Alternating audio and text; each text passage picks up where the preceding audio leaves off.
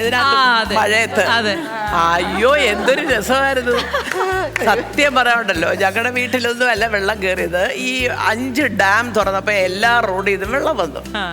അയ്യോ അപ്പോൾ അവിടുന്ന് പെട്ടെന്ന് ഗവൺമെൻറ് വിളിച്ചു പറഞ്ഞു, മാഡം ഞാൻ പറഞ്ഞില്ല എനിക്ക് വീട്ടിൽ അപ്സ്റ്റെയർ ഉണ്ടല്ലോ, അല്ലെങ്കിൽ ഞാൻ എൻ്റെ ചേട്ടൻ്റെ ഫ്ലാറ്റിൽ പോയിരിക്കാം എന്നൊക്കെ പറഞ്ഞ് ഞാനങ്ങ് പോയി കഴിഞ്ഞിട്ടാണ് ഇവര് ഇമാതിരി കാര്യങ്ങളൊക്കെ. അപ്പം ഞാൻ എന്നാൽ ശരി വണ്ടി എടുത്ത് അവിടെ കൊണ്ടിട്ട് ഞാൻ അങ്ങോട്ട് വരാമെന്ന് പറഞ്ഞ് ഇത് കയറാൻ പോയപ്പോൾ ഞങ്ങളുടെ ജോലിക്കാർ മുഴുവൻ ചേച്ചി വെള്ളത്തിൽ വീഴോ ചേച്ചി. ഞാൻ പറഞ്ഞു നിങ്ങൾ ഇവരുടെ ബോട്ടിൽ പോയി, ഫയർഫോഴ്സുകാരുടെ ഒരു ബോട്ടുണ്ട്, ഞാൻ ദേ ഇതിനകത്ത് ഒറ്റയ്ക്ക് വരാം എന്ന് പറഞ്ഞാൽ ഞാനിങ്ങനെ കൈയൊക്കെ വെച്ച് ഇരുന്ന് നല്ല ജോളിയിൽ പോയി. എനിക്ക് അപ്പോഴേ അറിയാം അവിടെ ചെല്ലുമ്പോൾ ഒരു 10 പേരെങ്കിലും ഫോട്ടോ എടുക്കുന്നതൊക്കെ എനിക്ക് തന്നിട്ട്. പക്ഷെ അതുകൊണ്ട് പറ്റിയെന്താ അറിയാം ശ്വേത, പിറ്റേ ദിവസം മല്ലിക സുകുമാരൻ്റെ ലംബോർഗിനി എവിടെ, അതെവിടെ, ഇതെവിടെ, മറ്റേതെവിടെ.